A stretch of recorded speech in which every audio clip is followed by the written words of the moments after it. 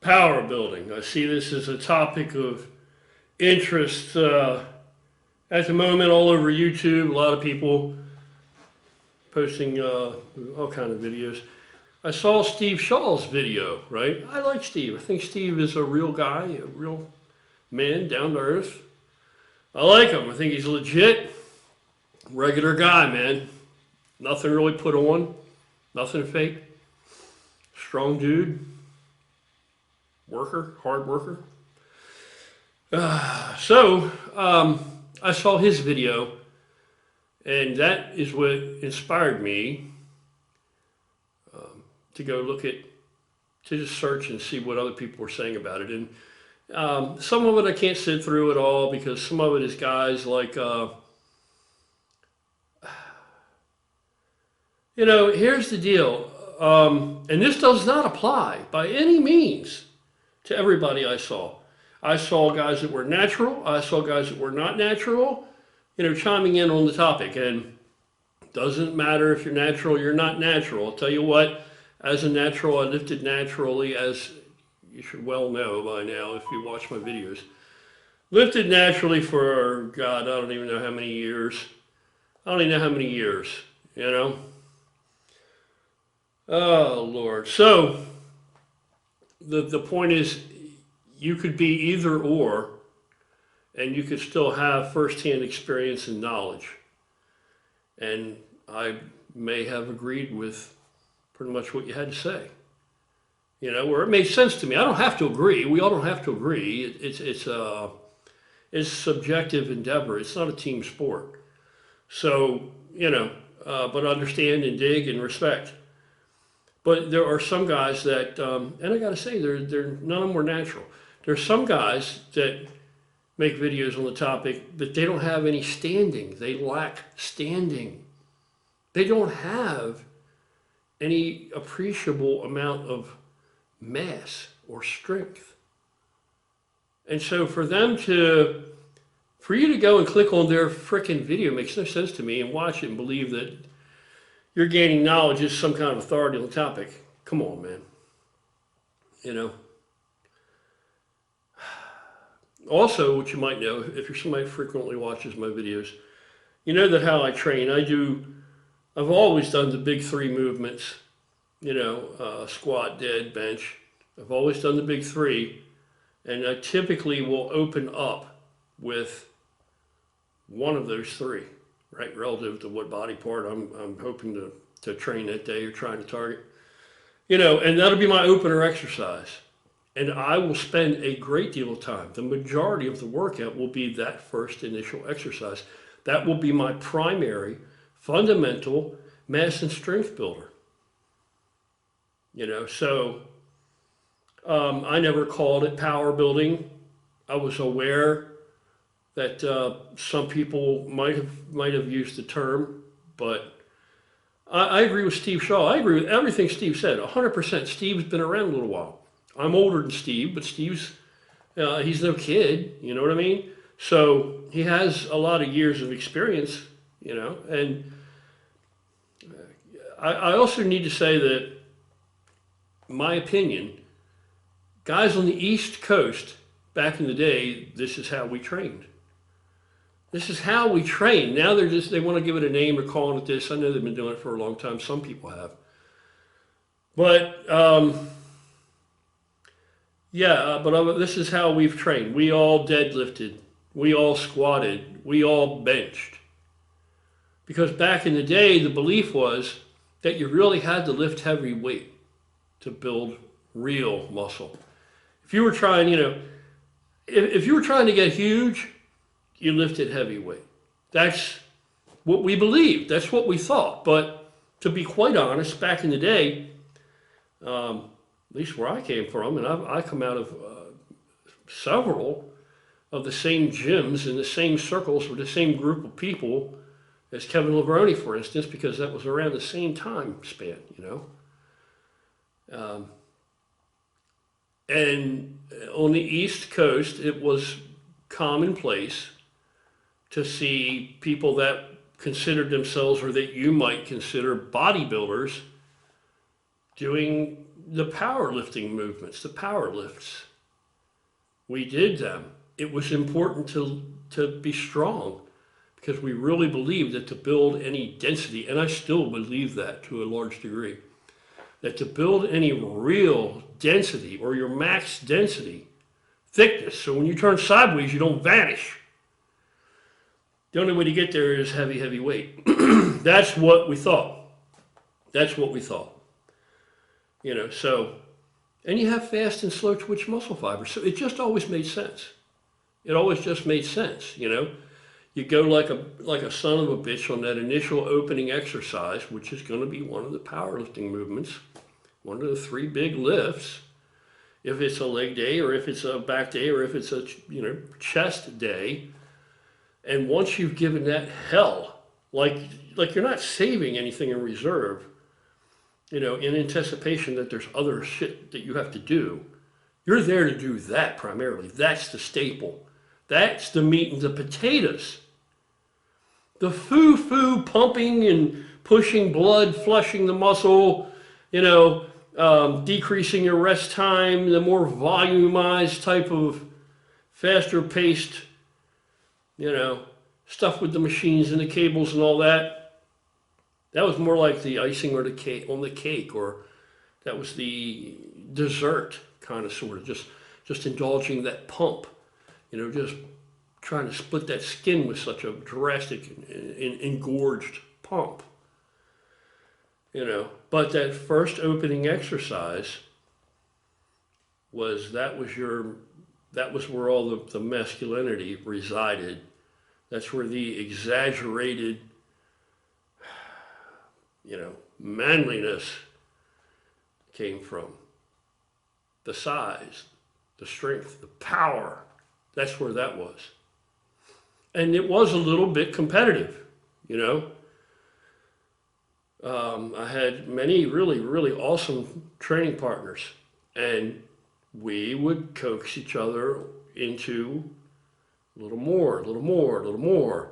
And I saw one person that I consider to be far, far removed from any kind of an authority, talking about that sloppy form, or, you know, that power building or bodybuilders using sloppy form, or this is horse shit.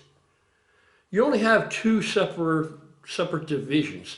You have those that gain success and those that come up short. Those that achieve what they've set out to do. Those that just get bitter and jaded and over-criticize, you know, or unnecessarily critique everybody else's efforts.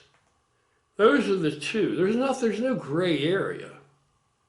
You know, if you're after that brutal fucking girth and just fucking, you know, if that's what you're after, you're either going to get it or you're not.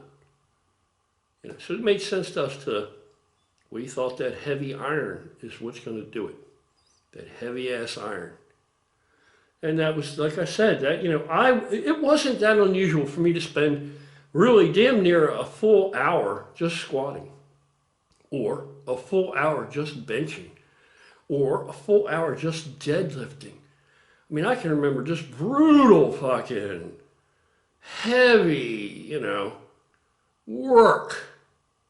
As far as just throwing weight around and bodybuilders doing sloppy powerlifting movements, motherfucker, if you're squatting to depth, and let me tell you something, I got so heavy and strong enough on squatting to depth that I had to learn to narrow my stance and squat ass to heels as far as biomechanically possible, because that enabled me to lighten up the weight, because you're not going to take that same weight that you can just manage a 6 or 7 rep set with, or an 8 rep set of parallel squats that's just wide open, balls to the wall set. You're not going to take that same weight and do those reps ass to heels now. You're not going to do that. You're not going to get the same number of reps. You might get 1, if. Most cases, if you haven't gone that far before, that low, you're not going to get any. Probably you're not going to get a rep. You're going to fucking fail.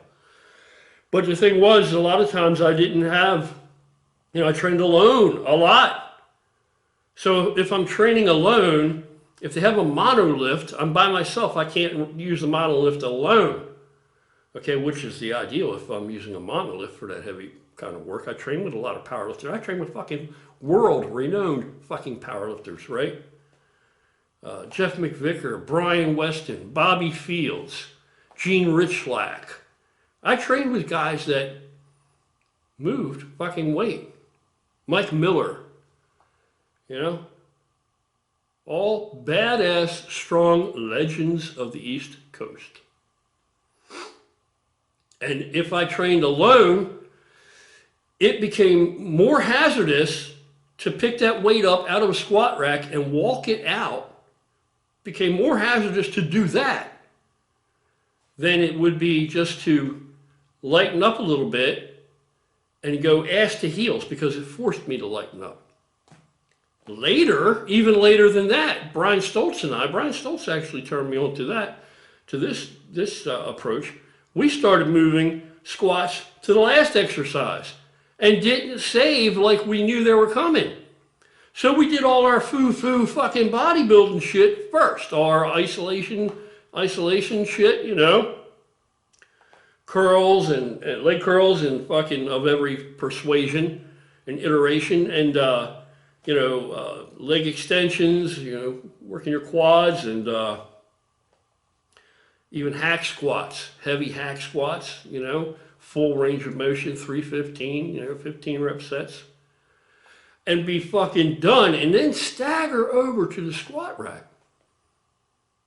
And then, even if you had a hell of a squat, you're probably not going to go over 315 now. And that's going to be hard, and it's going to hurt to go ass to heels with that now. So that worked too. And that enabled me to go even lighter and still get the fucking stimulation I was after. But I never found a way around the deadlifting. I always had to open with that to make that happen. Going ass to heels with the squats actually gave me better overall leg development. I had fucking awesome legs. I'll put a shot in here. I mean, as if you haven't seen it already, you've seen them. But I didn't find a get around for deadlifts, and bench. And my back, I had a fucking hellacious back. I'll put a shot of that in here. And that, I credit heavy deadlifts for that. My fucking forearms, I never used straps. Never used straps. When it got to the point that I dropped the weight, that I didn't just have a monkey grip, I dropped the weight, I lost the weight. I wasn't just pulling my fingers open. If you got strong hands and shit, strong forearms and all, and flexors, you can still hold the bar and still get some like that, right? Well, when it got to the point that it actually fell out of my hand, then I could put straps on and do 1 or 2 more sets. Other than that, no straps, and that's what gave me strong fucking forearms. That's what gave me a grip. Because just like anything else, there's no fucking point walking around being big and being weak, motherfucker, Now, if you build muscle, anytime you build muscle, you're building strength. You're going to build some strength. But we moved heavy fucking shit. I had powerlifter strength with good, clean lifts, with authority. And I wasn't no powerlifter. But I was a fucking big guy. When I tell you I was as big as anybody, I was. That's not a lie. That's true. But I credit deadlifts with my back development. Those 3 staple movements gave me density, gave me just slabs, A lot of guys get wide and then they turn sideways and there's not much to them. I believe that heavy fucking foundational work like that, those basic staple lifts, build density. And everything's not for everybody. Again, we're all individuals. You do you, and I will do me. But I never wanted to be the biggest guy in the gym, but not the strongest. I didn't like that. I didn't like that. I didn't want to go into a gym and be walking around, I'm the biggest fucking guy in there. When I went into a gym, now I know this is wrong. It's all ego lifting and stuff. And you got to understand, this is in my prime. And in my prime, you're wound up, you're fucking, you're going after it. You're after it, man. You love being in the gym. You love fucking moving that weight. In my prime, I liked to train in the gym atmosphere. I like the atmosphere. I like the camaraderie. I like the testosterone in the air. I like the fucking manliness of it. I liked being on display. I liked being the freak, and I liked demonstrating. Demonstration, right? I liked the demonstration. I liked moving that weight with authority. I took pride in that. Now, I'm old. Now, it's a lot different. Now, I have to be of a different mindset. I can't train like that. If I train like that today, or I've attempted it, I'd be crippled. But power building, nothing new. Many people have done it, whether you called it power building or you did not call it power building, or you let somebody else, leave it to other people to give things names and monikers, and, leave it up to other people to create the box that they want to put something in. Yeah, I'm in there to create the muscle, or to just have a good time and get my thing off. And in the day, it was all about moving weight. So, anybody who thinks power building doesn't work, it fucking works like a champ. I'm not telling you to go out there and do it. Of course, there's going to be greater risk for injury. You got guys like, I'm not going to name anybody and talk down to anybody, but there are guys out there that will tell you, the only way you're going to get hurt is if you have shitty form or something like that. Or if you keep pushing the boundaries, man, you keep putting that on your body again and again and again, and just demanding progress and getting it. And you're sooner or later, man, we're not genetically created to do that. There's an end somewhere. All right? Something yields somewhere. But, back to anybody suspecting it, it's just bodybuilders using shitty form, throwing weight. Deadlift is the real equalizer. When you deadlift, you either can pick the motherfucker up or you can't. If your form's that shitty, you might fucking blow your fucking back out. You might tear a bicep if you're jerking shit and yanking like a fucking moron, recklessly. Yeah, so it's hard to fake it with the big three. It's hard to fake that. That weight either lays there and laughs at you, it doesn't go up, and you don't win every time, but you live to fight again. You come back and you go after it next time. Maybe you get it then. But when you do get it, man, it sure feels good. And it feels good because you don't always get it. When you're pushing the boundaries, pushing the envelope. And sometimes, depending on what you're trying to accomplish, that might be what it takes. Now, I know today, I never would have believed it, but I think it is true. I think that there are guys that have built these huge physiques, some of them, and they literally are all drugs. I used to hear that, and I used to think, these people don't know what they're talking about. But now, the dosages that I hear and the dosages that people even come up to me and fucking recite to me that they're on, and I look at them and go, what?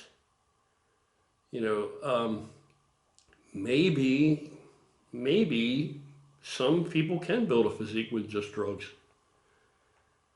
But back in the day, again, nobody walked in and wrapped their hand, or went into their garage, or went down in the basement, or, wrapped their fucking dick beater around a dumbbell or a barbell because they wanted to take drugs. That wasn't the motivating factor. It wasn't the inspiration. This is pre-internet and all that jazz. All you had was the demonstration. All you had were examples. All you had was, you didn't have it like this, or this. Anyway, that's it. Power building. I agree with Steve Shaw's video. If you haven't seen it, go watch it. It's an excellent video. He's exactly dead on the money. I agree with a lot of shit. A lot of these guys said, you know. Of course, I am on testosterone, which I damn well ought to be. I'm 61 years old. And you might look at me and say, "Oh, you're as big as you are. You must be on a fuckload of." Well, I'm still alive. I'm not on any other medications. I don't have high blood pressure. I don't have diabetes. I don't have any of these problems. I'm not clogged up like Cali Muscle always talks about. It'll clog you up, you know. Because there are precautions you can take with diet, with getting clogged up. You know, that's a whole other video. I've done it. I've said it all before. There's not much left I haven't said over these years. All right, I'm out of here. Power building. It's nothing new. Nothing new at all.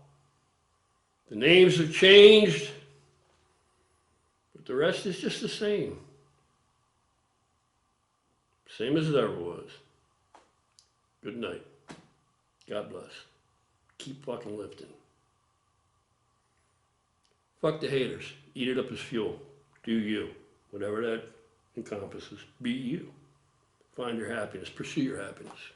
Later.